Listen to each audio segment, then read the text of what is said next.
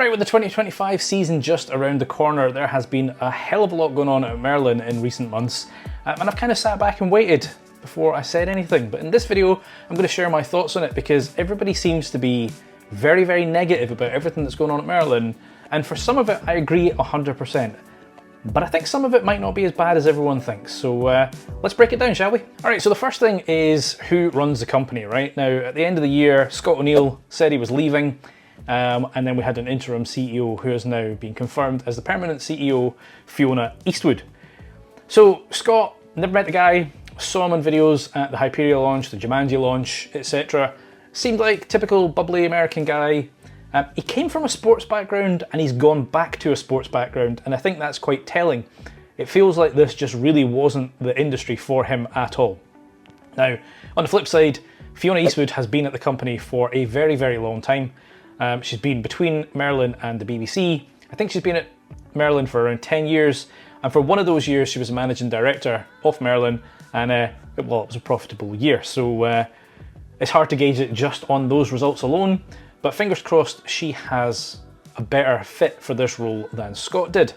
And it is really critical who is in charge, because if you take a look at Disney, they obviously had Bob Iger and then Bob Chapek, and polar opposites. People did not like Chapek, did not like anything he did. It was all penny pinching, it was all the wrong decisions, it was focused on corporate and not on the parks. And Bob Iger has come back and sort of started to reverse that. So it is really critical who is leading the company, and I am hopeful that Fiona Eastwood is in a better position than her predecessor. So I guess we just need to wait on this one and see how things pan out. Right, so another thing that happened towards the end of last year is that rumblings started to come out that Merlin Magic Making, specifically the one in Alton Towers, is shutting down or losing a number of staff. I think it is completely going, but I could be wrong on that one. This is terrible, right? Let's be fair, I've been made redundant in the past, and it is horrible because you don't want to be in that position where you have no idea how you are putting a roof over your head, how you're putting food on the table. So listen, this impacts people's lives. It is horrible. If you look at it from a business point of view, I'm kind of curious on this one because they've kind of alluded to the fact that they will outsource theming. And I'm really curious what that particular team at Merlin Magic Making did on a day-to-day basis. Like, I understand they were heavily involved in things like Forbidden Valley, Curse at Alton Manor, etc. But let's be fair, you're not putting a new attraction in all year round. You're not putting one in every year either. So, you know, I don't know. On one hand, I can kind of see the benefit of outsourcing this because if you've got a couple of years where you don't need any theming, well, you're not keeping staff on the books. Now, listen, I could be wrong here. They might have many other jobs that they were working on at the same time. But I am curious to see how this impacts things because apparently they were already outsourcing some stuff. And if you look at Forbidden Valley, it's obviously very, very immersive. You look at the Jumanji area in Chessington, very, very immersive. Then you've got Hyperia that really wasn't. And so it's kind of obvious that when they don't have theming, it just sticks out and it's just more of an amusement park than a theme park. So I really do hope that whatever they are going to do going forward, they've not lowered the quality, lowered the bar in terms of what theming looks like. But as I say, again, when people lose their jobs, that is never a good thing. And as I say, been there firsthand. So my thoughts are with those who have been affected by this one. So the next thing is the Merlin portfolio. And I think this is one where I have a very different take on it to everybody else, or at least everybody else that I have seen. So initially, they said they were closing down Bear Grylls Experience. Again, jobs lost. You know, terrible. Not advocating that in any shape or form. It seemed like a strange attraction for Merlin, like it was just this weird one that was out there, and it doesn't feel like something, I never visited it firsthand, but it doesn't feel like something you would return to multiple times. And so I don't think it was ever going to be a long-term strategy, and I'm kind of not surprised that they've decided to get rid of it. The other thing, of course, is the Sea Life Centres. Now, they're apparently considering selling off multiple of them, but keeping 3 of their key ones. To be honest, I'd sell a lot of them. I think the thing I find really strange about Merlin, right, is it's kind of broken. If you look on their website, it's broken into 2 components. You've got the theme parks, and then you've got midway attractions. Now, midway attractions is a whole host of things. It has Sea Life, it has the dungeons, it has Two Swords, it has Legoland, and a few other things, right? Each of those is a very different proposition and needs run in a different way, right? The way you run Sea Life is not the way you run Legoland. And it's not the way you run the rest of your theme park. So for me, Merlin as one entity doesn't make sense to run that varied a portfolio. And I actually think they should break the company up into much smaller parts and just run them as independent things. Now, I'm sure probably within there are departments that focus on those, but I just feel at a corporate level, they're too stretched. They're just spread too thin, and they really, really need to focus. So them selling off some assets, I don't see as a bad thing. I am kind of curious about it though, because they've just purchased Cadbury World a year or two ago. Like, I don't know why they added that to their portfolio. That also seems like an odd one. So for me, the Sea Life thing, don't care. You know, they're not shutting down the Sea Lives so far. They're just selling them off to somebody else if somebody wants them. So I think this makes sense, and I'd like to see them scale back even further and get rid of the dungeons and get rid of Two Swords. Not closing them down, I mean selling them off to a separate entity who's going to be responsible for them. And for me, I think they should just focus on the theme parks. Or if they're not going to do that, sell the theme parks. Let somebody who cares about theme parks focus on them, because most of you watching this, and myself, that's kind of our core thing, right? Theme parks is what we care about. We want to see them get some TLC and some love. And if Merlin can't do it, sell them on to somebody else.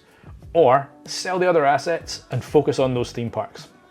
Alright, so the next one is their entertainment offering, and I reached out to Merlin specifically on this one to ask if there was anything official that they could announce. They kind of said they'd get back to me. They have not got back to me, so at the moment this is just purely my opinion. There's a few things here. Now obviously people have spotted that Oktoberfest at Towers is gone this year, that there's one less day for the fireworks I believe, and then there's some question marks around what's happening with the live entertainment inside different areas, because when we got the live actors in Curse and then the following year on Forbidden Valley, I think most of us expected them to be there for a couple of months to launch the ride and then go away again. And they didn't, they stuck around. And I remember, I think Bianca said, why did you think they were going to go? Like, they're part of the experience, they need to be there. And she's not wrong. I think they definitely add quite a bit to the area, and I am curious to see if they will be there in 2 weeks' time when we go back through those doors for the first time. Because I think if they're not, Forbidden Valley and indeed the Curse will be a lot quieter and it'll lack something. So that bit I am worried about, for sure. Oktoberfest wasn't an event that I ever went to, doesn't appeal to me. I mean, I know it's not just about the drinking, but Oktoberfest is Germany and drinking. And I don't go to a theme park to drink, I go to a theme park to enjoy myself with friends, which I get can involve alcohol. I'm not a big drinker, so this particular event doesn't bother me, saying goodbye to that. The fireworks one, now I only experienced fireworks for the first time last year, and I went on the last day because I was hoping for some extra announcement at the Phalanx Expo. And it was spectacular, it was a really, really good show. So the Friday, from what I've heard, I mean, it's one of those things, right? The Friday itself can be kind of quiet, people are at work, people are at school, college, etc. So then do people turn up in the evening for the fireworks? There will be people, some of you watching this, who probably attended all days or have gone on the Friday because it's the quieter or whatever it is.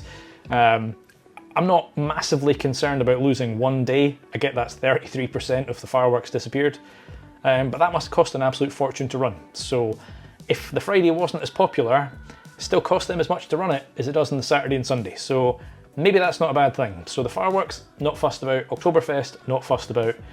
The entertainment around the areas, and I know I'm kind of, these examples are all Towers, we're obviously talking about Merlin here. Yeah, the themed actors bit I think is the one that worries me the most, and I fingers crossed that when we go there in a few weeks' time, they're still there. Right, so another thing that has got a lot of people's backs up is the removal of some rides, and unfortunately this seems to be the norm across theme parks in general right now and is not exclusive to Merlin. You take a look at Six Flags in America, they have butchered some of their parks. King Dakar, I was really hoping to get on that in a few months' time. I'm not going to. Tons of attractions are getting removed. Blackpool has just recently announced that 5 of their attractions are closed this year because they're not the most popular. And I think that is the thing, right? We all hate it when a ride is removed. I think it all really depends on what happens next. And this is true for all the parks I've just mentioned, not just Merlin. If you're just scaling back your offering and doing nothing with that, absolutely 100% terrible decision. What are you thinking? If you are scaling back the offering to replace them with modern attractions or clear out an area to put in a big attraction, very different proposition, right? I mean, we obviously just got Toxicator at Towers, or sorry, we will do in 2 weeks' time when it opens. But then they took away Blade. So, like, we've shifted. It's probably not gained capacity. It's definitely changed the demographic because it's a higher height restriction. I mean, they got rid of the dungeons. Again, I don't care about that one. I always found it an odd proposition to be an upcharge in the park. And I'm curious if they're going to do something with that building or just knock it down. And then Flavio's Fabulous Fandango. I mean, we all saw that came with the Retro Squad and we all thought it was temporary. It stayed a little longer, so I'm not fussed about that one either. But I am curious what they're going to do. You take a look at Thorpe Park, they're finally getting rid of Slammer. That's been SB&O for what, nearly 10 years now? That's what you don't want, right? You don't want attractions just sitting around gathering dust because people will be like, oh, how did I get on that? It just causes questions. So ride removals, unfortunately, is part and parcel of a theme park, and right now it's rife across all the parks. My concern with this one is what comes next. If it's, as I said, if it's a removal because there's a plan to replace it or put something new in its place, great, don't mind, let's see what they bring. If it's removals because it's a cost saving or whatever, and they're not going to do anything, well, you're just watering down your offering, and that is when people quite rightly are going, why do I want to pay for my Merlin pass? Because I get less now than I did before. So this one, I'm going to have to put a pin in it and see how it goes over the next couple of years. Which then kind of ties nicely onto the final one, which is investments and what the parks are going to be investing in.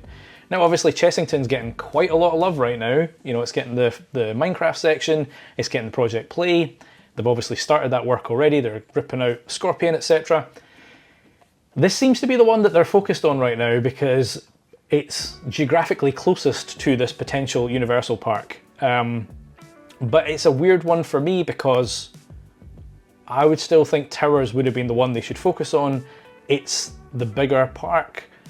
It's got the bigger range of rides. I mean, if you're going for thrill, you're going for Thorpe. If you're going for family, yeah, you're going for Chessington. The Towers is sort of a hybrid, right? It's got a couple of thrill rides, it's got a couple of family rides. Its biggest problem, of course, is its location. It is a nightmare to get to unless you've got a car. And even with the car, it's a pain in the backside to get to. So I sort of get why they're putting the effort into Chessington.